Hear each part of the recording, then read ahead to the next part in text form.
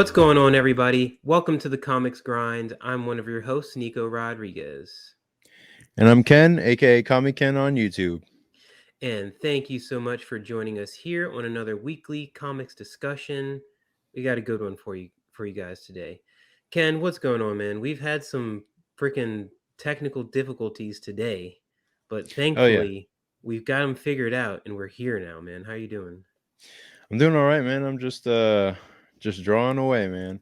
I finally got a chance to draw my own work this week for the first time Oh, in a long nice. time, and I decided, I'm just gonna read some Chainsaw Man instead. Okay, And okay. I just like skipped out on that and just started reading other comics. So Chainsaw. I mean, I've heard like so much craze around the anime, but is the manga just as good as the anime? Better? Have you ingested both of those? yeah, the anime follows the manga pretty closely, and they're both like really strong stories. It's just the anime is not finished, and the manga is like continuing. It's still ongoing, but they're both known for being crazy, off the wall, uh, unconventional, pretty much. Yeah, yeah. I mean, it looks that way. Yeah. I need to check it out. People keep telling me about it. So Oh yeah. one day, amongst all the other animes that people tell me to watch, so many out there, Yeah. ridiculous.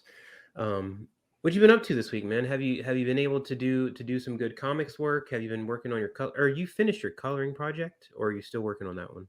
No, I finally finished that project last week, and this week it's just been editing on YouTube videos and just learning different skills to figure out like how to market to people and like spread message and figure out um just how to layer information in a video so that it gets people to the end.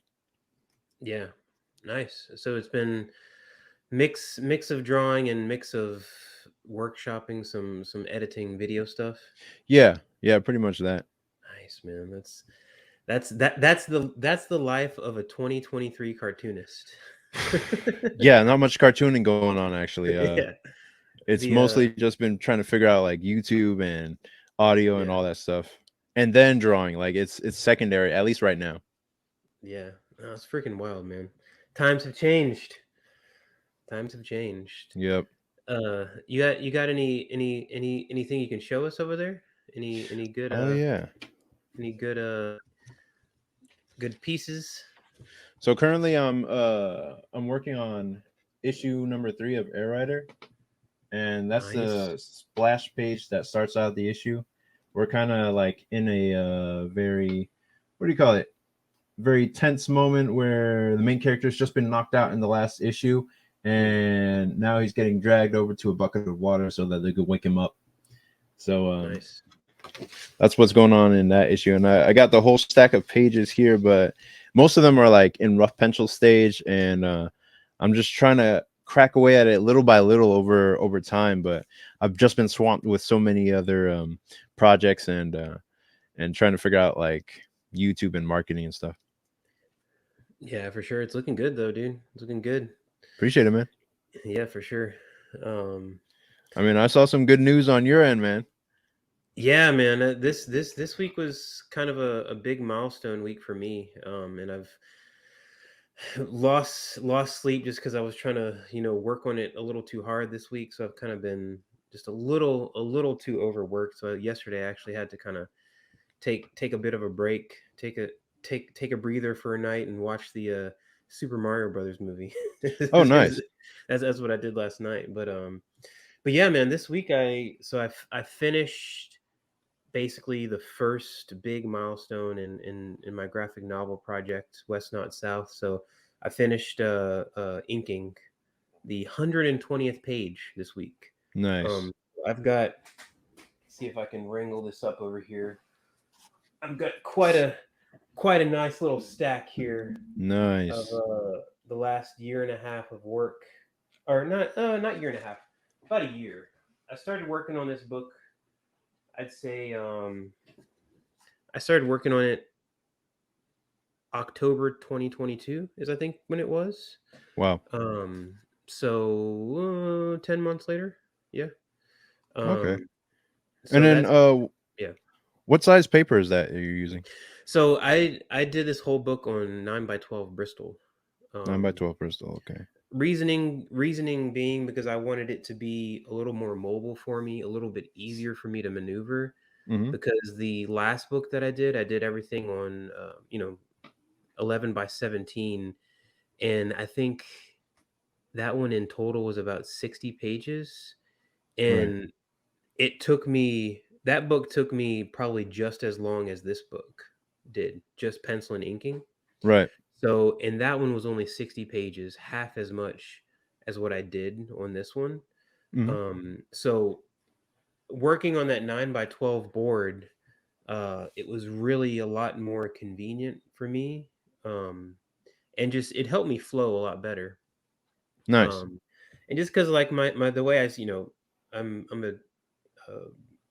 a cartoonist that uses like the third. I think I was talking about the last episode.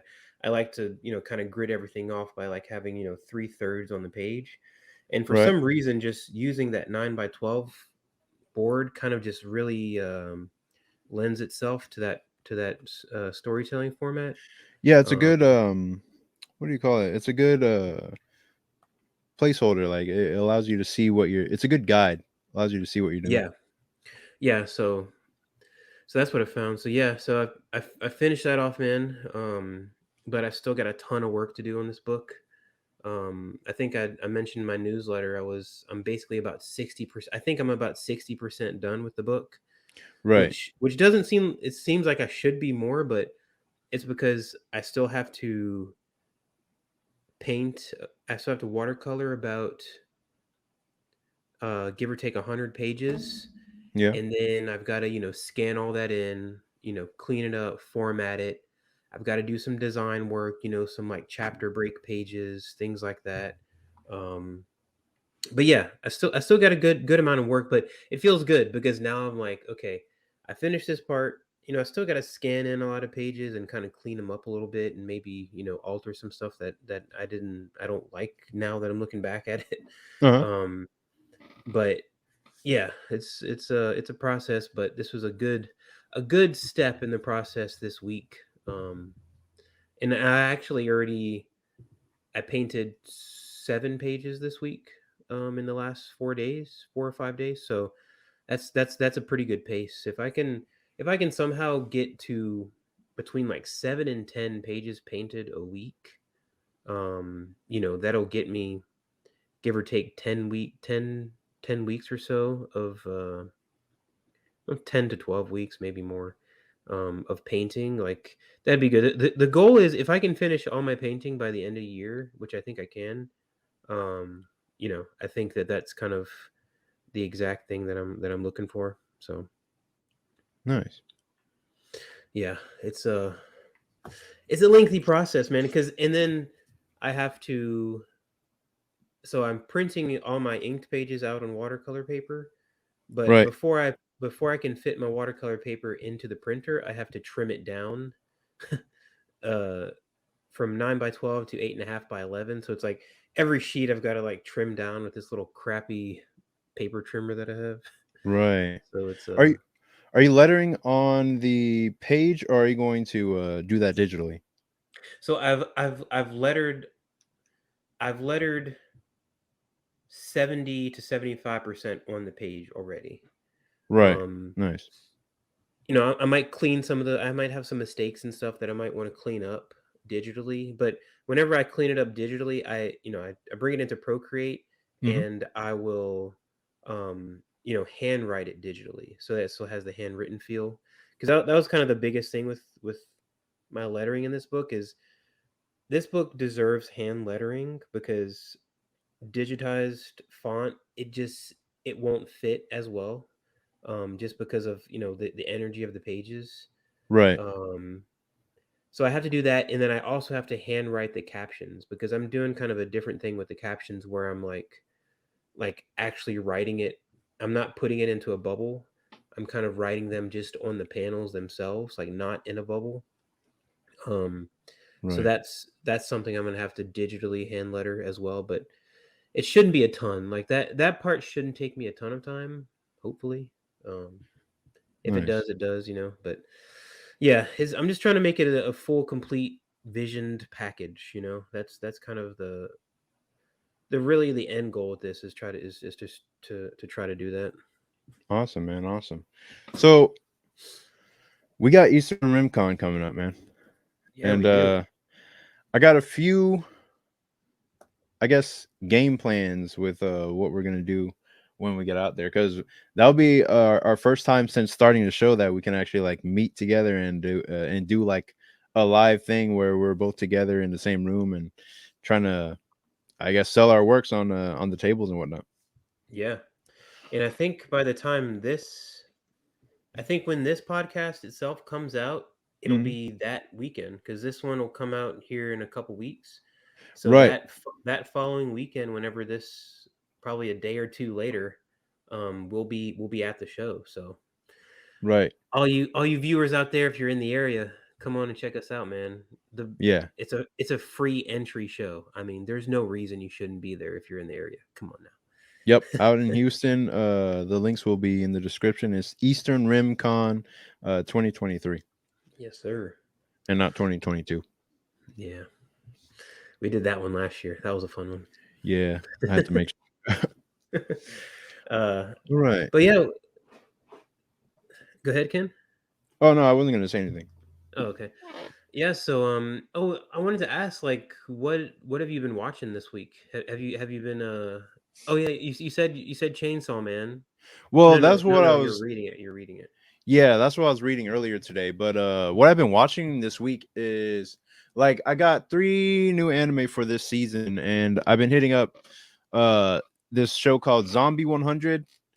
The new version of, or the new reboot of Rurouni Kenshin, and this other show called Mushoku Tensei, which means like jobless reincarnation, Oh, and okay. it's got a second season going on this season, and I'm following it from last season. That's one of those shows that's like really questionable in terms of like the morals of the main character and the plot progression, but it's all really well told. Like it's a really solid story, and so people follow it for that, and they kind of forgive the well, they just like ignore the other like failings of the main character's moral compass pretty much.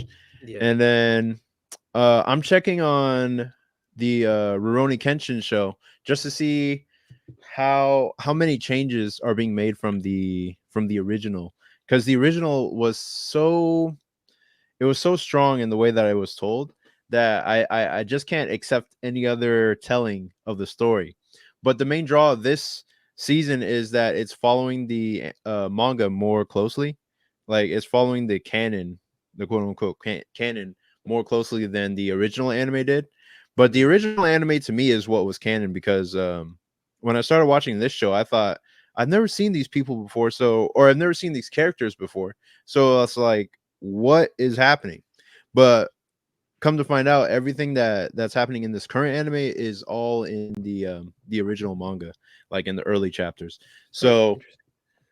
um it's interesting for the fact that I haven't seen most of this material, but once they get to the stuff that's the same as the old show, that's when I'm going to start hard comparing it to what's happening, because right now everything in terms of the composition and the directing of this current show looks really flat. Everything is just like flat straight on shot, flat straight on Hmm. shot. The characters are just standing there in their perfect like character model sheet stance. This is like there's no visible changes to what the characters are doing, so it's not really super interesting to look at. I mean, it's kind of pretty, it's like updated and modern, but it doesn't have that same vibe as the old one. So it's just like, all right, let's see where this goes, and let's see what kind of interesting changes that they can make with this new version. And so then the last thing I'm checking out is Zom 100, or Zombie 100, which is like the bucket list of the dead.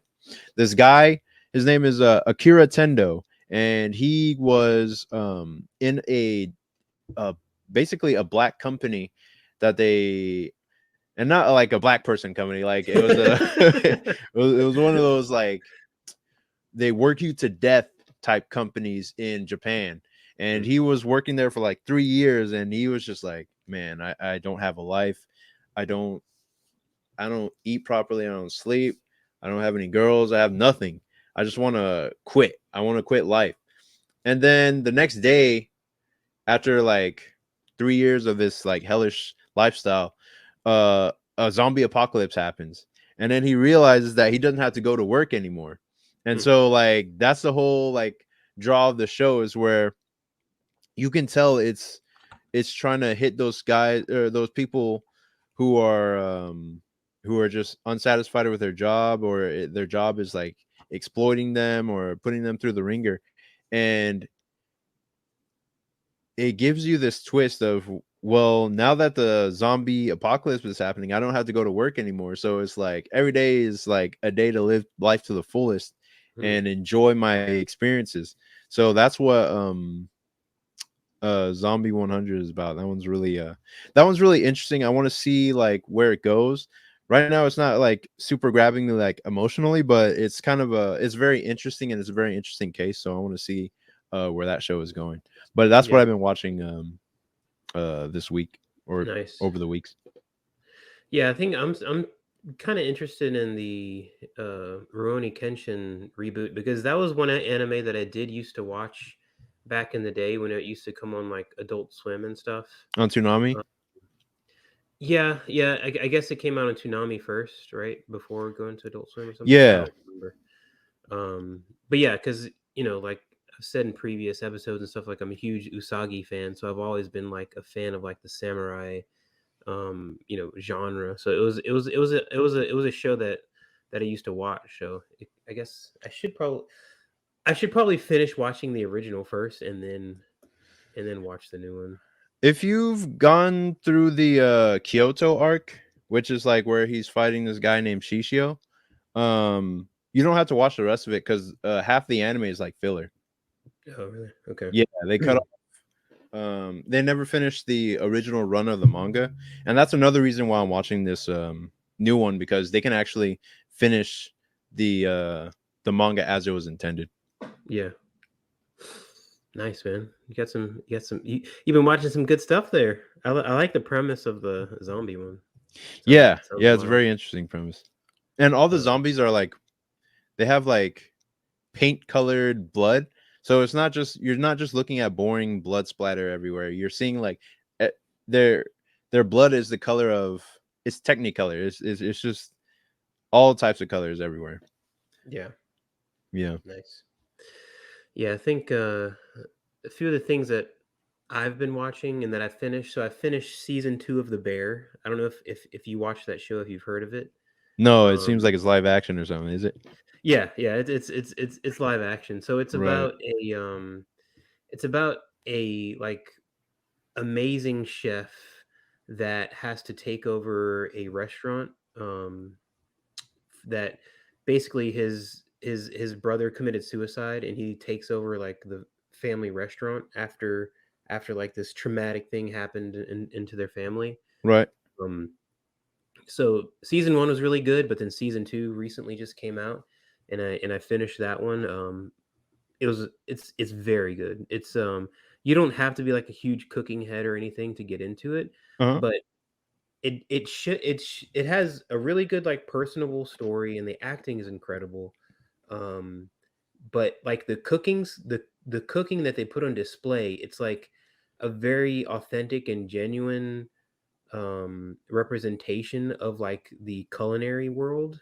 Uh-huh. So like the way they show how kitchens work, the way how they prepare food, how they cook, it's very artistic in that way, which I love because you know I hope that one day they could do like a comic show like that. I know it's not gonna happen, but Right. but just think there was at one point in time I heard of a show that was in production. I don't know where I heard it or if I saw an article about it, but it was called the Bullpen, and it was supposed to be like about like the 50s, 60s Marvel bullpen, um, made in like I don't know if you ever seen the show Mad Men, but kind of No. okay. But so Mad Men was about like the ad agency in the like the 50s, 60s, and 70s, I think. Right. And this is about like just all the inner workings at like at an ad agency. So but this bullpen show was supposed to be made in like in the same kind of manner as like that Mad Men show, Hmm. um, which would be amazing. I wish they would do that. I don't know if that thing is still in production, but you know, the Bear kind of shows a side of like making shows that can really show like this art in a really genuine way. Uh-huh. So I don't know. I was just thinking about it after I watched it. I was like, that was so good. Like I wish that they could do like a comics creating show in that same respect, and Right. because I Like think make with it like shoot it really nice and make it like cinematic, and then yeah. follow a narrative of the day in the life of some guy. And Yeah, well, I mean, and not even that, like with a bear, with anything, with any hmm kind of art form or anything, as long as there's like an interesting, like personable story that's going, it can be wrapped in the world of, swimming or, art or writing or whatever it is, right. um, and show respect to that field, but also have like an engaging story. So I don't know. I was after I watched The Bear, I was like, man, I want them to do comics. Like Yeah. comics creating show like this. Like get those same directors, the same writers, the Right. same cinematographers. How many episodes was that show? Season 1 is 10 episodes, and season 2 is 10 episodes, and it's only 2 episodes so far. Nice. But yeah, if you have Hulu, it's on Hulu. All the episodes are there, so definite recommend. Um, Other than that, I mentioned I watched the Super Mario Brothers movie. Super Nice. fun movie. It plays all the hits. If Yeah. you've played Mario, if you've played Mario Kart, Luigi's Haunted Mansion, all that kind of stuff, like it plays all the hits. It kind of gets you exactly what you expect. So Right. it was fun. I was hoping that the story was going to be a little bit more, a little more to it, but no, it was basically a way just to like put all the Nintendo characters in a movie and make a ass load of money on it. Right. Right. Right. But it was fun. It was good. The other thing that I've been watching is so I don't know if you've heard of the show Twin Peaks, Ken. Have you heard of Twin Peaks? I've heard of it. Yeah. So sh- David Lynch show from the early 90s. It's a show that I've been meaning to watch forever, because people have just told me so much about it, and it sounds like something I'd be into for sure. So I finally watched the first episode. Like the first episode of Twin Peaks is like an hour and a half. It's basically a movie. The first episode, Right. um, loved it, loved it. It's there's I was talking to my friend about it. He was like, he watched the whole show, and he was like, look, this show was way ahead of its time, and being that it was made in like 1990, I think, and like watching that first episode now, I was like, yeah, this show is way ahead of its time. Like, I don't know if it was, um, taken with that good of reception back then, Hmm. and maybe it's like found its cult following since, but but yeah, it's just such a weird, quirky, offbeat, artsy, campy show. Like it's fun, dude. It's good, and I look forward to continuing my watch of Twin Peaks. Nice. So now that we've Just like, yeah, before we move on, I'm just gonna say like my watching and your watching was so polar opposite. yeah, yeah, just like, and that's part of our like dynamic, like, because you Yeah, can see my shirt, like this is part of what I watch and what I like, and right. then you watch like all the live action stuff that I watch some of that too, but I'm not into it as deep as what I like in anime, you know. Yeah, for sure. But then now that we've like, I guess, pitched all these other shows to our audience, like how do we pitch our own books? Because I don't think we've ever discussed it on the show, like what we're actually like making, and then how we can actually like convey the awesomeness of it to our audience. That's a good question. That's a very very good question. Um, I mean, it's always in the ads at the end, like, "Hey, check out our stuff." yeah, But what is our stuff about? We don't really even like know. yeah. I mean, just to kind of start off with like pitching. I mean, I think that there's, I've picked up a few quote unquote lessons or quote unquote advice in terms of like how to pitch your book.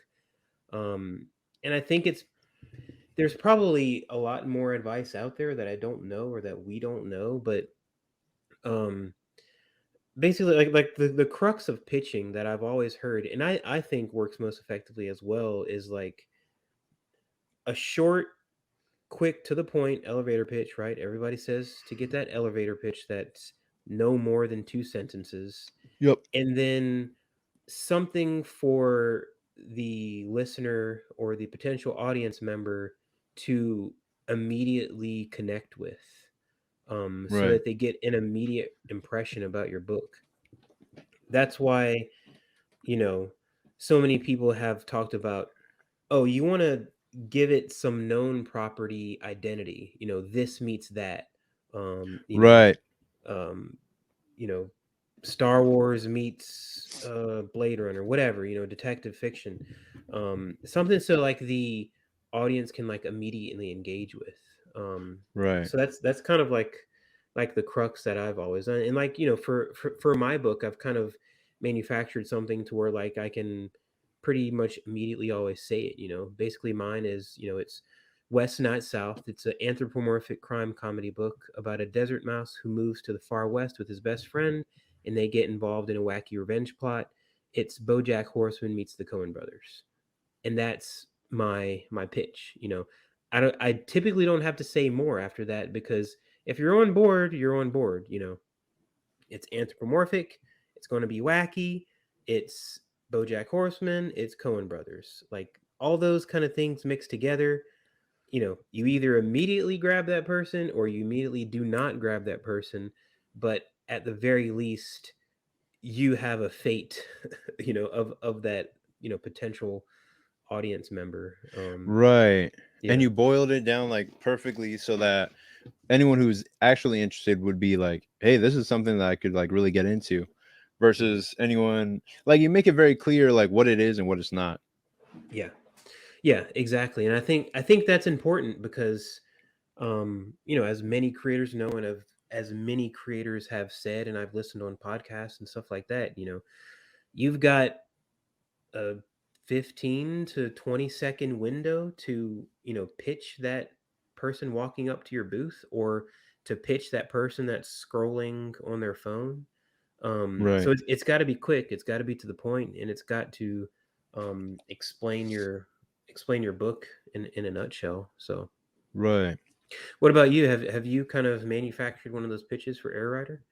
Well, I've come up with like I don't know how many dozens of like different options for like the pitch of Air Rider, but I would say in maybe just the least amount of words possible, it's like high school Batman, pretty much.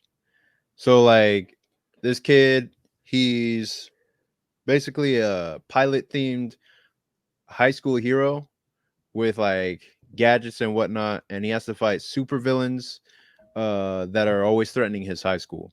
Hmm. And it's not one of those high school students that like goes out and has to save the world or whatnot. It's just his high school. Right. And I think that's the best way I can put it in terms of like do you know what it is versus do you not know what it is. Hmm. um the other pitches I use are like, this is a story about uh the son of a school shooter who goes to the same school where his dad caused the massacre, Yeah. and now he has to fight the supervillains tied to his father's bloody past. Hmm.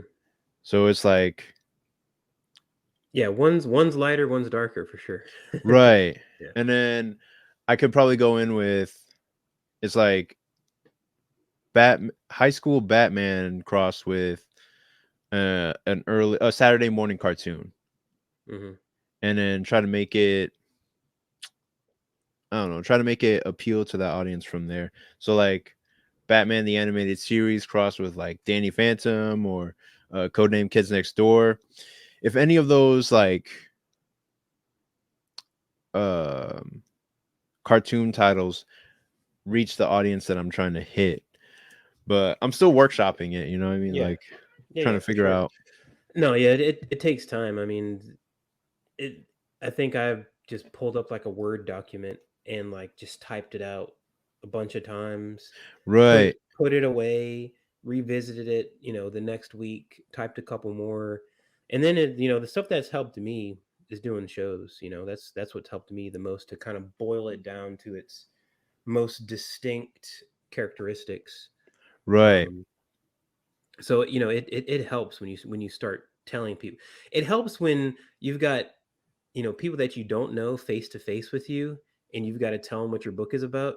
you know right, because as soon as you because like um I've had people that I went up to their booth before, um and like asked them about their book, and they're just kind of going on and on and on, stumble a little bit and go on right, and on, and I'm kind of like, all right, man. I don't. You kind of lost me. I don't know if this thing's kind of going anywhere. So it's certainly important, man. right. It's almost like a science, just like finding the exact right words in the exact right order to grab the exact right person for the book. Yeah, and you want it to be short at shows too, because especially depending on the size of the convention you do,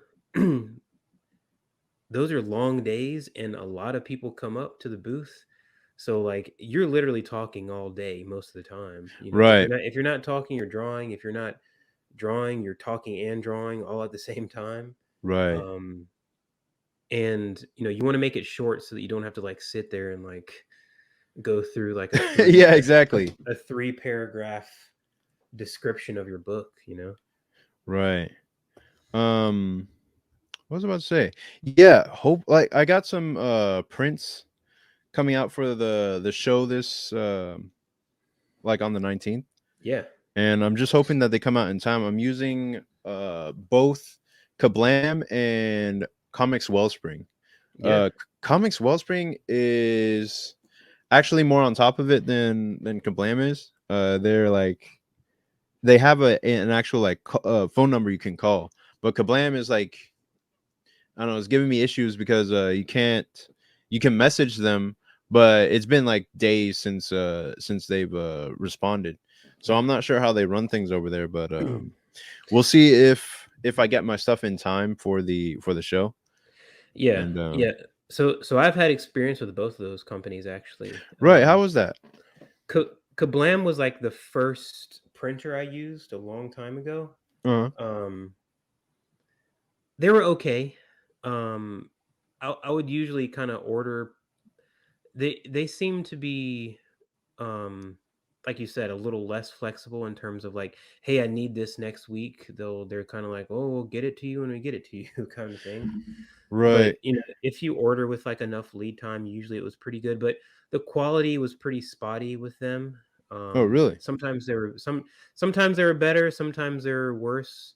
Um, but not bad, not bad. Right. Comics Comics Wellspring is what I used for the West Not South books, the floppies that I had printed. Uh-huh. Um, the greatest thing about Comics Wellspring, I think, is that they do custom sizes, up to 9 by Right. 12, so you could literally do like any size you want, um, which was really key for me because like my book was at a different, is it I wanted it to be a different format, a different size Uh-huh. rather than standard, because I wanted to kind of, like I was saying like earlier, like this book, it's a different book, so I want it to be stand out. I want it to be different. Right. So they were able to like accommodate that very well, and quality super good. Especially because I do watercolor, so I was kind of worried about that. Mm, But the watercolors came out real nice. Um, nice. but yeah, man, they're a cool company. I actually um, I met the lead kind of, I guess, marketing rep um, at Heroes Con. His name is James, and he's Uh-huh. super cool guy. Really cool artist as well. He was working on some cool stuff. But yeah, he was super nice too. So cool, good company, especially for they cater towards indie guys. So Nice. And the thing I like about them is that they actually have a number you can call, and that really helps. Like, hey, I can actually like reach somebody and talk to them about it. Whereas Kablam, it's like they purposely don't even have a number on their website to yeah, call. So yeah, it's I don't like, like dang. that, dude. Like that right there is kind of an indicator of like their quality of customer service. Yeah, Like it's a bit of a red flag. yeah. But But that's good though, dude. I'm glad you're getting some prints, man. It's gonna be dope. yeah, hopefully it comes in time. But we'll see, we'll see. Yeah, we still got a couple weeks as of this recording, so Right. you'll be good. What about like I don't know if we want to go too deeply into it right now, like in terms of like the like kind of like the backstory behind your book or like what chose you to make it. Do we want to go into that right now, or do we want to save like a bigger kind of lengthier episode for like the full description of our books and stuff like that? Yeah, I would say Yeah. let's save it for next time, and I'll come up Yeah. with like a better pitch, just like a more tightened up pitch, and then we could get into the backstory and all the deep details of what we got going on. Yeah, yeah, I think that's a good idea. Because like that in itself can be like a good hour, maybe even more Right. long discussion, about kind of, the real heart behind our books and everything. Oh yeah, for sure. One thing I wanted to talk a little bit about was newsletter stuff. I see I see that you're basically kind of having like a wait, which platform do you use? You use Mailchimp? Is that what it is? Yeah. So you have a Mailchimp newsletter, Mailchimp newsletter that you put out every week, right? How's that going for you? Right now I have time because I'm not at my like dishwashing job, so I have time to put out something weekly. But it's like sometimes it'll even with like completely free time and I'm just like working every day on my art business, I'll still put out stuff at the last minute and put in a bunch of like image files to like with like a loosely strung together like kind of either a story or just like something written about like what I've been watching that week, or hey, check this art out, or whatever I'm doing to promote myself on there.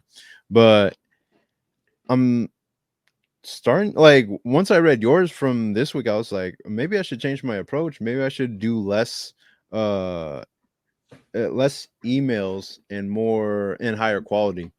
Hmm. Yeah, yeah. I'm kind of more of a fan of. Well, here's the thing: when I started out my Substack, um, I was doing it weekly, but it was honestly just it was kind of killing me because Right. I wanted to have like a pretty good sized update or a good sized article, like whether it was like a movie review that I watched or like a mini comic that I did or a short story, something like that. Right. But it was just too much to do the weekly thing with all my other stuff happening. Right. Um, so I've kind of like adopted more of like a monthly, like a monthly newsletter update. I probably should be doing it every 2 weeks, but maybe I can increase that output. But yeah, I'm more of the fan of doing like a nice sized update with like some comics work, maybe like a mini comic or an illustration that you've done just specifically for that.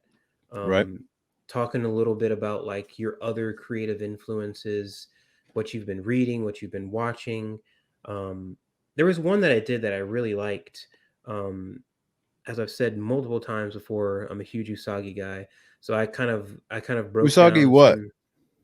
I don't think everyone knows what you're Usagi referring to. Yojimbo, man. Usagi Yojimbo. Yeah. you got to go back and watch these episodes if you haven't seen them all. Right. But yeah, so I did a post about like Stan Sakai, and like kind of broke down some of his pages and like what I thought were so kind of unique about him and kind of changed the game for comics. Nice. But yeah, I'm a fan of kind of doing that. I feel like if I'm doing like a more constant thing, where it's like every other day, every week, whatever. Uh-huh. Like that's what like my Instagram and my not really so much Twitter really, but really the Instagram is for. Like my Instagram is for like my consistent updates, and then like my newsletter is more of a more intimate, kind of more in depth um output of my thinking. So Right. that's why I kind of want to make it a little more not story oriented, but like, oh, I went to this convention last week. Here's how it went. Here's some pictures. Here's some drawings that I did.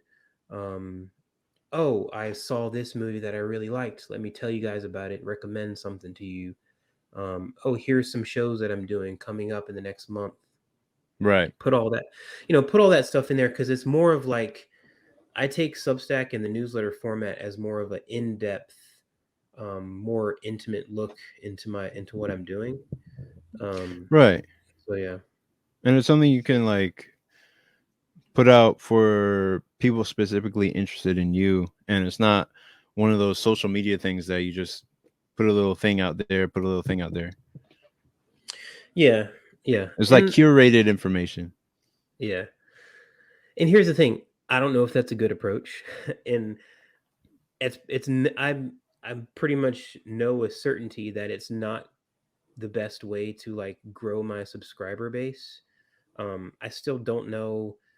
Growing the subscriber base on newsletter and Substack is still a mystery a bit to me because when you're telling people to put in their email address, it's getting into like their personal situation a little more Mm-hmm. rather than like them having, them following you on social media. Right. The Yeah, like the email thing is a lot more personable thing for them, so they're less likely to hit that subscribe button for an email address.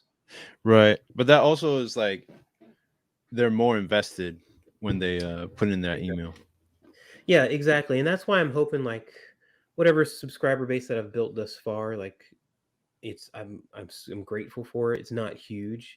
I want to grow it bigger, but at least I know and I hope that whenever I do run something like a Kickstarter or open up an online shop, the people who are subscribed to that are more likely are the first ones to back something I do like that. Right. Um, so yeah, I'm hopeful. I'm hopeful at least. Nice. Yeah. Um, Well, but there's also the other part of that where and this can be another discussion. Things like a Patreon. Um, oh yeah, you know, well, this stuff takes a lot of time. Like, should it be out there for free or should it be behind some of kind of a paywall or something like that? Um, because people do that successfully where they put stuff like that behind a paywall. I mean, you can even do right. that on Substack. Substack, there's like a subscription based feature that you can do, like a paid subscription thing you can do as well. So, Yeah. but yeah, man, I think that kind of does it for this episode. Right. Again, thank you guys so much for joining us this week. It's kind of a funner discussion here, just a little bit about what we're up to, a little bit about our books. Like I said, as of this release of this video, in probably 1 or 2 days is going to be Eastern RimCon in Baytown. So if you guys are in the area, definitely come and check Ken and us out. We're going to be hanging out. We're going to be sketching. We're going to be selling our books. Come on and check us out. It's going to be a fun time. Um, Other than that, Ken, where can the good people out there find you? Everybody can find me on at thecomicsgrind on X, or Twitter, Oh as it gosh. was called before, and you can find me also on Instagram at comiken, and I also have my webcomic Air Rider High School Hero on Global Comics. And yeah, I'll be updating as soon as I get more pages done. I showed some of what I had today. Awesome. Heck yeah. And you guys can follow me at Nico_writes on Instagram and on X or Twitter. Yeah. Also, I'm also on Threads as well. Still kind of trying to learn that platform, but it's a pretty cool platform too. You can also follow me on my Substack on nicorodriguez.substack.com. You get a lot more in-depth kind of updates there. Um, Working on my stuff, man. We're going to get there. I'm super excited to show you guys West Not South. We'll do more discussion about it here near in the near future, but for now, I'm still plugging away on it. But thank you guys for watching this episode, and we will see you next time. Peace.